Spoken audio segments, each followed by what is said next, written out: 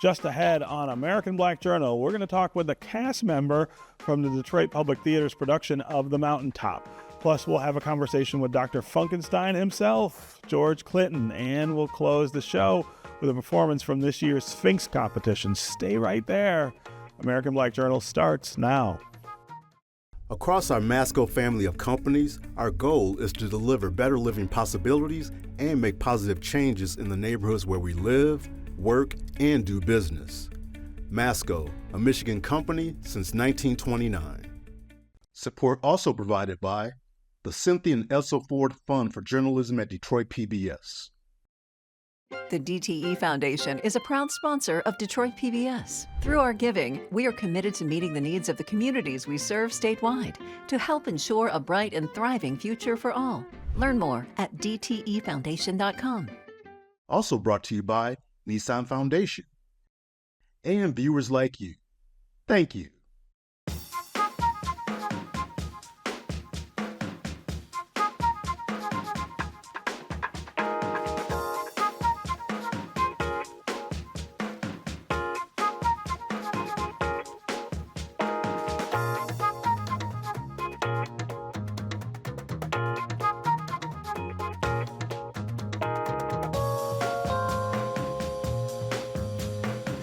Welcome to American Black Journal. I'm your host, Stephen Henderson.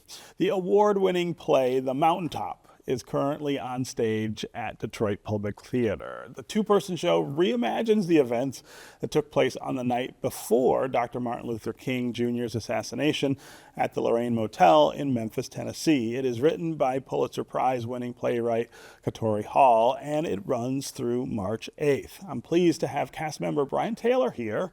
Welcome to American Black Journal. Thank you for having me, Steve. So no burden at all on you playing Martin Luther King on stage. That's got to be the easiest role you've ever imagined doing. I mean, it's almost comical to think of how you embody someone who is so recognized, so respected, and just so part of American culture and African American culture. How do you even begin to think of just intoning even that character? Well, and it is the heaviest lift of my career, of any role that I've ever undertaken. What I started with, I worked with famous, legendary Hollywood acting coach Ivana Chubbuck on crafting who Dr. King was as a person. Yeah. I think the trap that actors sometimes fall into when you have to portray characters like this, who we all have a imagination of who they are, is trying to do the caricature route of it. And I really focused on the humanity of who he was and the insecurities that he felt, and his personal life, who he was behind closed doors. So it really helped me grasp it and bring myself to the party, for a second. This, of course, is an important moment for him, and it's a moment that I don't know that all of us think about. We think about what happens the next day all the time. Sort of walk us through what that story is of that day before. We know about the speech, but we don't know about what else he was doing or thinking about. Yeah. Well, Katori does an awesome job at demystifying Dr. King and really bringing him down to size in a way that we can relate to him. And obviously we don't know what happened the day before, aside from him going to the church and giving his last speech, the Mountaintop speech. But the way the story is structured and the way I envision it is that I think he was at a place where he kind of had a feeling that he was going to ascend to the mountaintop, because he wasn't originally going to go to the church. Right. But Ralph Abernathy said, you got to come down. Go, right. And all these people are there. Yeah, all these people are here to see you and be inspired by you. Yeah. And I think he probably had a feeling of, I have to leave my final mark here tonight. So I'm pretty sure it was a feeling of uneasiness, or, let me make sure everything's in order before that number's called. And that's kind of how I've structured it in a way when I do this performance of just kind of sitting in that moment and just hearing everything and listening to everything and experiencing everything that you possibly can when you think, and none of us know, but when you think that time may be called for you. Yeah. It's a two-person Yes. play, which is also kind of a burden. That's a lot. It's a lot. That's a lot of work, right? But it seems to me that in any play, the rapport and the interaction between the characters is really important. Mm-hmm. It's doubly or maybe triply important when there's just two people. Yes. Talk about your co-star. My co-star, Rebecca Rose Mims, is amazing. She's a brilliant artist. She probably won't like me to say this, but I'm going to say it anyway. She's only 26 years old, and she is far beyond her time, not just in life, but as a performer. And she's such a giving actor. You don't always get the privilege to work with actors who are giving. And when that happens, it just allows you to settle and not think about other things other than just doing the work. Yeah. Because a two-person show is heavy. Yeah. Like, it's a heavy lift. Right. I was actually watching Angela Bassett talk about her performance, what she did with Samuel Jackson in 2009. And she was like, I wish, sometimes somebody else would come on stage to take the break. Right. Come take some of these lines, right? Yeah. So what do you think is the message about Dr. King that comes out of this play, which is just it's a dialogue, right? It's just conversation between these two people, really. Yes. What are people supposed to walk out of the theater feeling or thinking? I think two major messages. One, Dr. King was just a man. He wasn't a superhero. He wasn't, Black Panther or like Iron Man. He was just a man who answered the call of millions. And also had to deal with the hatred of millions. Yeah. And I think when you watch the play, by the end, you'll leave out thinking, I too, I may not have to do it at the magnitude of Dr. King, but there is something that I can be doing, especially in the times that we're living in. Yeah. And I think the second most important message is we all have to pass the baton on. We can't wait for somebody else to do it. It's going to take a community initiative for us to see the world of tomorrow. Yeah. You've done some other work at Detroit Public Theater. I always want to take the opportunity to talk about kind of how special of a place that is, how special the work there tends to be, I think, because of the special place, but it's different than other theaters. Yes. I will forever be indebted to Detroit Public Theater because they gave me my very first professional star to play Skeleton Crew alongside Ella Joyce, legendary Ella Joyce, Brian Marable, who actually directed The Mountaintop, and Shantae DeLon, another wonderful actress. That play, Detroit 67, where I played both Sly and Link in those shows. But Courtney, Sarah, and Sarah, they've really taken the initiative to the founders of Detroit Public Theater to tell stories that always have a message. I always joke, I was like, you guys always tell stories with a message? But it just happens. And they say, it's not always intentional that way, but the stories that they choose to tell highlight communities who need a voice. Yeah. And it's always special when you do work at Detroit Public Theater. Yeah. Tell us a little more about you. How did you get the acting bug, and how did you get started? Well, I always have to give credit to two people. My friend's mother, Tarita Darden, who really, I did my science teacher. She used to always make me do work and perform. And Tarita Darden was like, you should be an actor, before I even knew what it really what that was, right? And my band teacher, Mr. Randy Scott, who is a world-renowned saxophonist, still is a saxophonist now, he would always allow me to host the band concerts. And it got to a point where he had a script for me. He was like, you know what, Brian, just do whatever you want to do. The crowd loves you. And then later years, I was a part of the Mosaic Youth Theater of Detroit. Oh, you were? Oh, yes. Very good. And who really... What a wonderful organization. What a absolutely wonderful organization. Right? If you are a young actor, you have to go to Mosaic Youth Theater of Detroit. And they really teach you how to be a professional actor at a very young age. And then years later, I worked with Ivana Chubbuck, who is actually a Detroit-bred acting coach. She's majoring in Hollywood. She actually is responsible for Halle Berry's and Charlize Theron's Academy Awards for Monster and Monsters Ball. Yeah. And she took me under her wing and really just gave me permission to be an actor and to do what I do. And more so with my work, I'm actually an acting coach as well with my own studio, the Detroit Drama Studio. So this journey has been amazing. Yeah. All right, so after you play King, I don't know, what else can you even do, right? What's another role that you could even slide into? It feels like that's That's the ultimate, right? Yeah, it's the ultimate. Right now, I'm on a series on the U-Cult streaming app, actually called H Block, where I play a Detective Harvey, on that show. But after you play King, right. it's like, What else is there? it's like I'm aiming for Denzel and Sidney Poitier now. Right. So it's like I want their roles. Yeah. Well, it's great to have you here, and I appreciate you. People should really get out and check out Public Theater and check out this play. Yes. And can I also say, I wore my Alpha Phi Alpha jacket today. Dr. King is also a member of Alpha Phi Alpha. So I had to represent, my Alpha brothers and my chapter at Eastern Michigan University. There you go. So, there you go. Yeah. So thank you for having me. It's great to have you here. Thanks for joining us. Thank you. Detroit played an important role in the groundbreaking career of musician George Clinton and his group, Parliament Funkadelic. The city's United Sound Systems recording studio was home to Clinton's P-Funk lab for nearly 20 years. American Black Journal contributor Cecilia Sharp of 90.9 WRCJ caught up with Clinton recently at the Detroit Opera House. She spoke with him, and fellow funk artist Maurice Pirahnahead heard about recording at United Sound and producing music that became a cornerstone of African American identity. What up, though? What up, though? What attracted you to Detroit? Man, Motown Records. Motown Records. Motown Records. If you anywhere in this country from 59 to 69, this was where it was at. This was heaven. For music being made was concerned, this is where everybody wanted to be. And how were you a part of Motown? Where were you in the mix? I bugged them to death.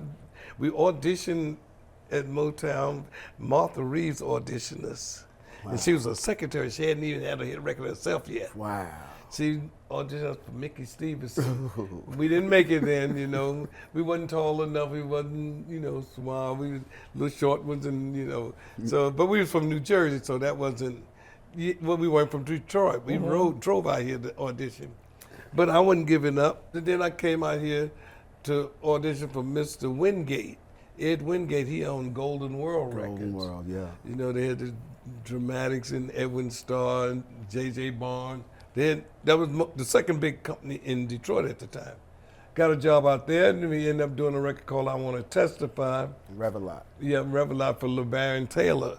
And we did a record for him, and it was Testify. It was a hit. Yeah. We didn't make it to Motown, but by the time we got the hit, Motown was just getting ready to move to California. So we realized that, we late. We got here, but we late. We put out Testify, it was a hit. The next record was All Your Goodies Are Gone. You could tell we was influenced by something other than Motown on that one. We immediately tried to see what the Beatles were doing with Sgt. Pepper and all of that English invasion. So we started changing right then. Right after Testify, we started changing. I want to shift gears and jump into your time at United Sound Studio. Oh boy. Yeah. That was a fun day. Those some fun days. Yeah. You made United Sound your home for about 20 years. Studio A became the P-Funk Lab. Yeah.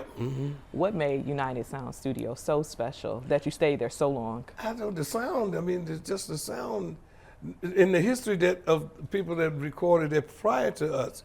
I mean, they went back to the 40s and stuff. Yeah. They did radio commercials, so they were pretty much the sound of radio throughout the country. You didn't know it, but that was the studio did most of the commercials for everything between here and Chicago. General Motors, Fords, everybody did their commercials there. Yeah. So it had a relationship to the radio that people didn't even know. Not only that, Motown recorded there prior to their own studio. And when they couldn't get into the studio, United was their choice. And it had the same kind of vibe as Motown had. It had a little more bottom though, but it had the same vibe, especially when we came there and with Bootsy. Bootsy had a bass that had, each string on the bass had its own output. Yeah. He had a track for everything.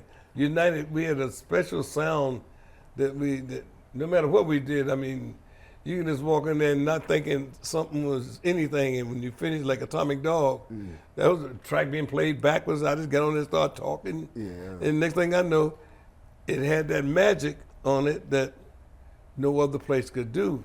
Pirahna, I want to get your take. What was your intro into United Sound? And It was around 82, 83. I was, danking around on the east side, learned to play with cats in the neighborhood. You know, we were staying out of trouble because there was a lot of trouble that you get into on the east side of Detroit. Bootsy had this group called Godmama. It was a lady named Cynthia Gertie and Tony. And she grabbed us. It's like, I'm going to take you to see a studio. And she was working for Don Davis at the time. And we went over there, and I think it was Greg Ward or Jim Vitti who said, George isn't here yet. So Don was like, yeah, just go down there and just check the studio out. Vitti was showing us around and things like that. I think you and Chong came in. After that, I was just like, wait a minute. I just met this guy who owns a bank and runs a music business, and Dr. Funkenstein. That's what I want to do. It became a thing for family. That's always been the P-Funk lab. You know what I mean? Learn to record with you know, that guy Italian, Jim Vitti. Yeah, you know, sound. Yeah, just how to do that. Cutting tape. Dude was slicing tape and doing edits and things like that. So, you know what I mean? That's what we saw, all of that and the disc. And the disc. Yeah. You realize you can do whatever in a studio. I mean, like whatever you want to do. You know what I mean? How y'all used to do them claps? Oh, yeah. Live claps. Live claps. Live Yeah. claps. And they thought it was machine. And we would do it for 10 minutes. I mean, you didn't. Nowadays you can do 2 bars, and loop it digitally. No, back then you had to do it. Flashlights, you had to do it for like 7 minutes, and your hands can't get tired. You got to maintain the energy. So only certain people could do it. You know, you can't miss one because it sounds has to be constant, and that's what Flashlight was the beginning of it. Yeah. I want to jump into showing you an album. You take it and tell me your United Sound memory. I noticed that also the hand clappers did get credit on these albums. Oh yeah, we gave hand claps credit. Yeah. Like I said, people want to get funked up. I was imitating Frankie Crocker, the New York disc jockey.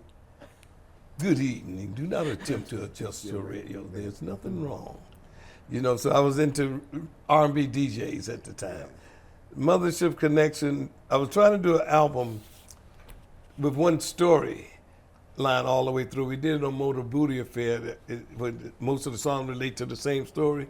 We got thrown off track on this one because some of the tracks sound so good. We had to put them in there anyway. And, well, of course, tear the roof off the sucker. And what was good about that, we were able to get it on CKLW here if we take off, tear the roof off the mother sucker. CKLW said, we'll put it on if you tear the roof off the mother sucker. And once we did that, it was all over. Yeah. Biggest memory from this album? Clones of Dr. Funkenstein. Wow, this is a good one. I got on a plane in Dallas, Texas. And when I got off, I had to get on a train. It was the first day they used the trains to go from one terminal to the next. Yeah. When I got on there was a book on the seat of the train, and it said, The Clones. Faces, 2 faces, 1 face in the same person. I thought the book come with the train, you know, it was the first day of the train. It just makes sense. So I opened it up, and it was talking about Steve Swanson, and this doctor was cloning salamanders, taking one and making hundreds of them, that you will be able to eventually one day be able to clone people and blah, blah, blah. Then I realized this sounds like it's serious. And so when I got to Portland, Oregon, I went to the library because, you know, I'm trying to find different concepts. Now this sounded interesting. I go to the library and asked them, was there anything on cloning? The lady told me, she said, due to the freedom of information, we're not allowed to give books out, books on those. It was taboo at the time. Mm-hmm. So that, of course, as soon as you say taboo, you really got me going now. But you know, she said you can actually get a book called Chariot of the Gods. Wow. Or The Isle of Dr. Moreau. I got Chariot of the Gods, and the whole album is this. Wow. That's what. So the concept was based upon stuff that you read that was science fiction. That was science fiction. Yeah. Okay, wow, that's deep. So now that's the way we dressed in school. When I was in school, tailor-made suits. Okay, the tailor-made suits. You know, all of that. Just slick. A friend of mine was trying to show how much he could be deep with us, and he was just getting with us, so he just wrote on a note, IntelliKey. And Aristotle. it had a nice ring to it, but what does it mean? And he said some entity reaching its maximum potential as opposed, to something. And I said, as opposed to placebo, he said, sounds good. So that became Funkenstein versus the placebo syndrome. Flashlight is the weird one because that was Bernie playing bass on the synthesizer as opposed to Bootsy playing bass. That was the first time that happened. First time that happened. really happened like that. And ha da da dee da da da. Jewish da, melody, da, right? That was Bar mitzvah. my friend's bar mitzvah. Yeah. I remember this bar mitzvah. Ha da da. He was like, I'm like.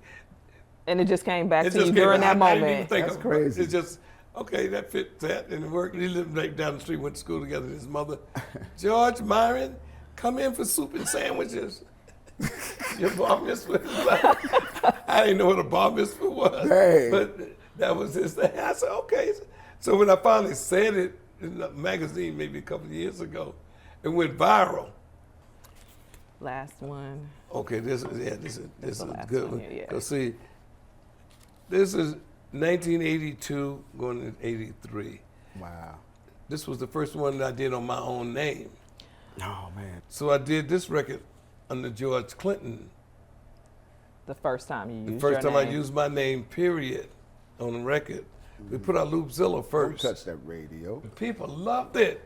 Bad record. But so immediately Atomic Dog took off without even saying anything. Yes. That went crazy, and it was all over. To this day, it's still like that. One of the It first is. people to play that was the Electrifying Mojo. Yeah. And when we heard it, it was like, yo, what was that? Yeah. That whole thing. I mean, and it was such a jam because of the backwards drum thing in there.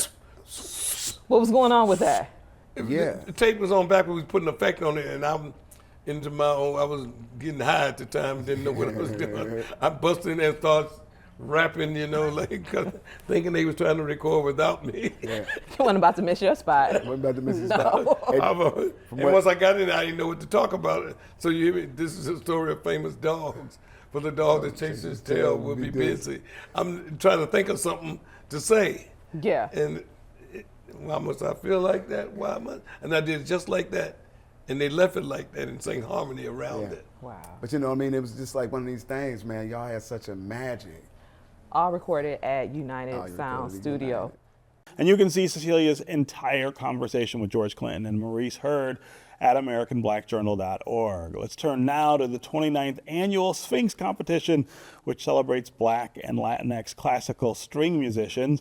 The finals took place in Detroit last month, and you can watch it here on Detroit PBS on February 23rd at 9 p.m. We're going to leave you now with a performance by the first place winner in the senior division, cellist Andres Sanchez. You can find out more about our guests on our website, and you can connect with us anytime on social media. Enjoy, and we'll see you next time.